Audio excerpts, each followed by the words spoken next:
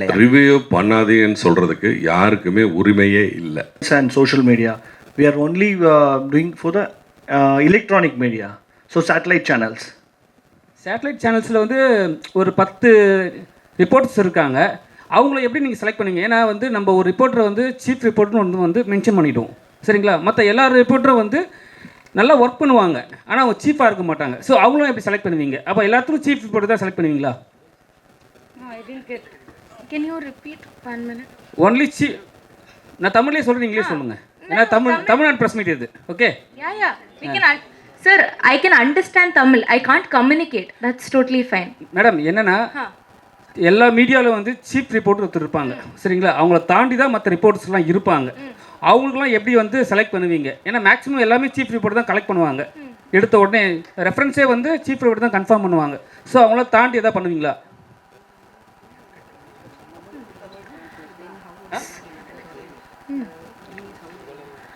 So, sir, firstly, we go meet all the channels, the chief editors or the CEOs. They will take the form, and the chief editors, as you mentioned, usually fill the form. After they fill the form, we have different categories over there.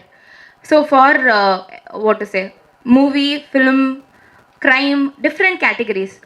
What they fill, then we scrutinize. Also, we ask them if there is any special category that they want to mention, they can fill that and send it to us. நிறைய reporters வந்து channel வந்து வெளியே வந்து ஒரு YouTube channel ஆரம்பித்து பெரிய லெவலில் போகிறாங்க. அவங்களும் சீஃப் ரிப்போர்ட்டர்ஸ் அண்ட் மெயினான ரிப்போர்ட்டர்ஸ். அவங்கள எப்படி செலக்ட் பண்ணுவீங்க? ஏன்னா அவங்கள தவிர்த்துட்டு தமிழ் சினிமா, தமிழ் பொலிட்டிக்கலும் சரி, சினிமாவிலும் சரி, எந்த வித ரிப்போர்ட்டும் பண்ண முடியாது. Based on their program, sir, once we are done, we take the report from them. We contact them, we ask them to send their profiles and their resumes. We see the years that they've worked, what they have done, and then the scrutiny will happen. And for your question about digital media, YouTube channels, probably in the future, right now we are only focusing on TNIT began for satellite channels. So this is only for satellite channels. But in the future, we have different categories that we are coming from. The New Indian Times will come with 2 other categories for radio and newspapers, for social media, for digital channels, for YouTube channels, for non-satellite channels as well. சித்தப்பு கிட்ட கொடுங்க. இந்த வார hero சித்தப்பு. இல்லை 1 minute, அதுக்கு முன்னாடி clarification. இது வந்து நீங்கள் சேட்டலைட் சேனலில் ஒர்க் பண்ணுறவங்களுக்காக மட்டும்தான் இப்போதைக்கு அவங்க வந்து பிளான் பண்ணி அதை எக்ஸிக்யூட் பண்ணிட்டு இருக்காங்க. ஸோ சேட்டலைட் சேனல்லேருந்து வெளியில் வந்து ஃப்ரீலான்சராக இருக்கிறவங்கள வந்து இப்போ அவங்களுடைய அந்த கேட்டகரியில் இல்லைன்னு சொல்கிறாங்க. ஃபியூச்சரில் கொண்டு வராங்களா? எடுக்கிறவங்க சேட்டலைட் கிடையாது, பாதி பேர். என்ன பண்ணுவீங்க? ப்ரொமோஷன் உங்கள் மூலியமாக கிடைக்கும்ல. அப்புறம் எப்படி சேட்டலைட்டுக்கு மட்டும் கொடுப்பேன்னு நீங்கள் சொல்லலாம்? You are absolutely correct. அப்ப எல்லாம் போயிடலாமா? நாங்களாம் போயிடலாமா? We are not demeaning or not. We are not telling that social media or other channels other than satellite channels are less. Only thing was when it was started, the TNIT, when it was started initially 7 years back, we started with the visual media because Raghu Bhatt sir was working in the visual media and he was logging there, and everyone were asking that we don't get recognition in visual media. Only the anchors will be seen on the TV. But who are working reporters and all. Back then, 7 years back, we were not so, social media was not so in boom. That is why it started. Now we are actually planning, as Kushi said, next year we are actually planning for the print media, social media, all the separate categories. Next year we are definitely planning. We are taking step by step, sir. We are also very, like, we started very, like a small little kid started the New Indian Times with the vision of encouraging all the reporters who work on the field and who are not seen on the screen. That is why it was started. Next year we'll continue, we'll make it very much bigger, and we'll respect, and we extremely respect all the social media. That is why we have invited, with all the respect, we are invited you, sir. That is why. இப்போ ரிப்போர்ட்டர்ஸ்ன்னு பார்த்தீங்கன்னா ஒரு சேனலுக்கு நிறைய பேர் இருக்காங்க. So ஸ்பெசிஃபிக்காக இந்த ரிப்போர்ட்டரை எடுக்கிறோம் அப்படின்னா எப்படி எடுப்பீங்க? ஏன்னா அதுலேருந்து இவர் சொன்ன மாதிரியே எல்லாரும் வெளில வந்துட்டோம். இப்போ நானும் அந்த நியூஸ்லேருந்து வெளியில் வந்து சினிமா தான் நான் பார்த்துட்ருக்கேன். ஸோ அப்படி இருக்கும்போது நீங்கள் அவங்க க்ரைம் பார்த்துருப்பாங்க, திடீர்னு சினிமாவுக்கு மாறி இருப்பாங்க. எப்படி நீங்கள் அவங்கள அனலைஸ் பண்ணுவீங்க? That is why we have our jury, sir. We have gone to the channels. We have given all the nomination forms to them. The chief editors, the main chief editors will be filling the forms. Okay, we don't know what is internally what are the chief editors or reporters in the channel. So they'll fill and give. After that, scrutinizing based on their profile. We all the juries will be scrutinizing together, not one jury, not two jury. All the state jury will see their profile, they will scrutinize, they will select the awardee. சித்தப்போ இந்த வார hero இந்த வார hero Saravanan பேசுகிறேன், சொல்லுங்கள். இந்த வாரம் ஃபுல்லாக நீங்கள் தான் சார் செஞ்சுட்டு இருக்கீங்க. சரி, ஓகே. தோற்றமும் நீங்கள் தான் இருக்கிறீங்க, திடீர்னு பார்த்தா தலைவன் தலைவியும் இருக்கிறீங்க, இன்னைக்கு நீதியும் சட்டமும் நீதியும் நீங்கள் தான் சொல்லிக்கிறீங்க. நீங்கள் படம் பார்த்துட்டீங்களா பிரதர்? தேங்க்யூ. சொல்லுங்கள். நீங்கள் வந்தால் பார்க்காம இருக்க முடியாது. நன்றி நன்றி நன்றி. நீங்கள் கேட்ட கேள்வி எனக்கு புரிஞ்சிச்சு. நான் இவரை வச்சு அவர்கிட்ட சொல்லிட்டேன். உங்கள் கேள்வி வந்து அற்புதமான கேள்வி, நீங்கள் அவங்கள்ட்ட கேட்டது. Yes sir. அதனால் அதை நான் சொல்லிட்டேன். அதை கன்சிடர் பண்ணோம். அதை கன்சிடர் பண்ணுறது அவர் பண்ணுவார். நம்ம தமிழ் சார்பாக ஒரு ஜூரி ஒருத்தரை ஃபிக்ஸ் பண்ணிருக்காங்க. எங்க கூட தான் உட்காந்து ப்ரெஸ் எல்லாம் பார்ப்பாரு, அவருக்கும் தெரியும். அவர்கிட்ட நீங்கள் சொல்லிவிடுங்க, உங்களுடைய கருத்தை நீங்கள் அவர்கிட்ட சொல்லிட்டீங்கன்னா அவர் டிசைட் பண்ணுவார். அவர் டிசைட் பண்ணி இது எப்படி அவங்க சொன்ன மாதிரி ஸ்க்ரூட்டனைஸ் பண்ணலாம் அப்படின்றத வந்து அவர் டிசைட் பண்ணி அதை மேலே சொல்லிடுவாங்க.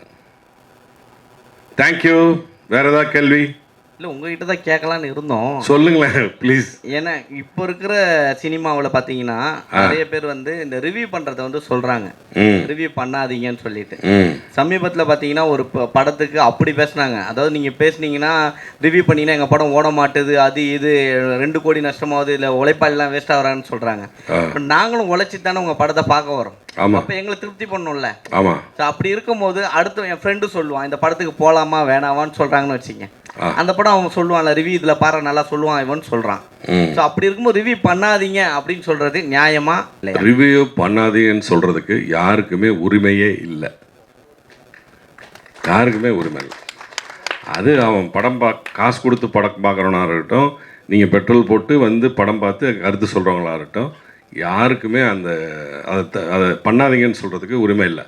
இது பொது வெளியில் யார் வந்துட்டாலும், நடிக்க வந்துட்டாலும் சரி, அரசியலுக்கு வந்துட்டாலும் சரி, மேடை நாடகத்துக்கு வந்துட்டாலும் சரி, இல்லை வேறு ஏதாவது ஒரு சின்ன இது கூத்துக்கு வந்தாலும் சரி, கத்த தான் செய்வான்.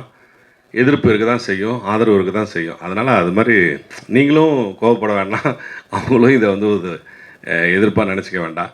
ஆனால் இது பாட்டுக்கு நடந்துகிட்டே இருக்கும். வர்ற படத்துக்கு கூட்டம் வந்துக்கிட்டு தான் இருக்குது, ஓடுற படம் ஓடிக்கிட்டு தான் இருக்குது. யாரும் தடுத்து நிறுத்தவே முடியாது. அதில் கண்டென்ட் இருந்துச்சுன்னா கண்டிப்பாக ஜனங்க வரப்போகிறாங்க. சரண் சார், ஒன்றும் இல்லை, இன்னைக்கு காலையில் வந்து விஷால் சார் என்ன சொன்னார்னா, 3 டேஸுக்கு வந்து ரிவ்யூ எதுவும் பப்ளிஷ் பண்ணிக்காதீங்க, தேட்டருக்குள்ளே வந்து எடுக்க விடாதீங்க, வெளியே வேணால் நீங்கள் எடுத்துங்க. அப்படி நீங்கள் எடுக்கிறதா இருந்தால் ஃபஸ்ட்டு நீங்கள் போய் தேட்டரில் போய் பாருங்கள், பார்த்துட்டு நீங்கள் ரிவ்யூ கொடுத்துட்டு அதுக்கப்புறம் வந்து பப்ளிக் ரிவ்யூ போடுங்கன்றார். இது எந்த விதத்தில் சரியாக இருக்கும்? ஏன்னா அவர் வந்து பெரிய பட்ஜெட் படம் பண்ணுறவர், சரிங்களா? அவருக்கு 3 நாளைக்கு வந்து புக் ஆகிடும், அதுக்கப்புறம் வந்து அவர் ப்ராப்ளம் சால்வ் ஆகிடும். சின்ன சின்ன படங்கள் பண்ணுறவங்களுக்கு அவங்களுக்கு என்ன நிலைமை வரும்? கண்டிப்பாக தவறுங்க, அது கண்டிப்பாக தவறுங்க. அது நான் வந்து இல்லைன்னே மறுக்கவே மாட்டேன்.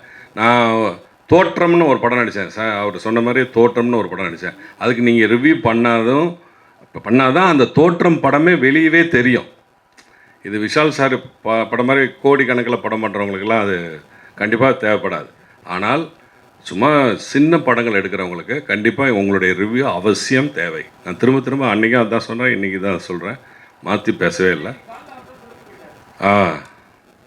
அது அவருடைய கருத்து. சார் கௌசிக். சாரி, எஸ், இந்த டிஎன்ஐடி பற்றி கேள்வி கேட்டிங்கன்னா இல்லை சார், இவர்கிட்ட கேட்கலாம், சரவணன் சார்கிட்டே கூட கேட்கலாம் திரும்பவும். சரவணன் சார், சேலத்தில் ஸ்டுடியோ ஏவிஎம் மாதிரி பெருசாக செட் ஆகிட்டுருக்கு. டிஎன்டி 2025 26 வந்து அங்கே வைக்கிறதுக்கான வாய்ப்பு இருக்குமா? கண்டிப்பாக ரகுபட் நான் கூப்பிட்டா வந்து பண்ணுவார். ரகுபட் சார், நான் ஒரு ஸ்டுடியோ ஒன்று ஓப்பன் பண்ண போகிறேன். விநாயகர் சதுர்த்தி அன்னைக்கு சேலத்தில் மிகப்பெரிய பிரம்மாண்டமான ஒரு ஓப்பனிங் இருக்குது.